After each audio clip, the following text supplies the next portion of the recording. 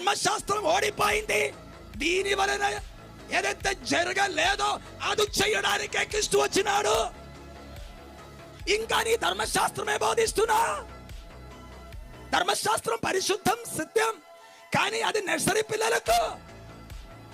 Praise అలా, అది క్రీస్తులోనికి దారి చూపించదే. మోషే ఏమన్నాడు? విగ్రహాలు చేయకూడదు, నీ తప్ప వేరే దేవుడు ఉండకూడదు, నా నామం వృధా తీసుకోకూడదు, విశ్రాంతిని ఆచరించాలి, ఆమెన్, హత్య చేయకూడదు, వ్యభిచరించకూడదు, దొంగతనం చేయకూడదు, ఆమెన్, పరసొమ్ము మోసించకూడదు అని మాట, అబద్ధ సాక్ష్యం చెప్పకూడదు మాటలని చెప్తే, ఆమెన్, ఇదే ఈ రోజు కూడా యేసయ్య పేరు చెప్పుకొని ఈ నియమాలే చెప్తున్నారు. ఇది వద్దని నేను చెప్పలే, ఇది అయిపోయింది. సువార్త ఏంటి, ధర్మశాస్త్రం ఏంటి అనేకులకు తెలియదు. యేసుక్రీస్తు పేరు చెప్తారు, మోసే మాట చెప్తారు. అది నేను వేరొక విషయం నేను చెప్పాల్సి వస్తుంది.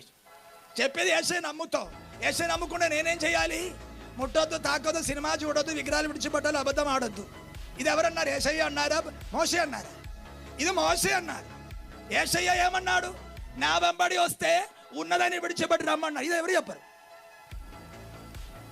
ఇది తేడా.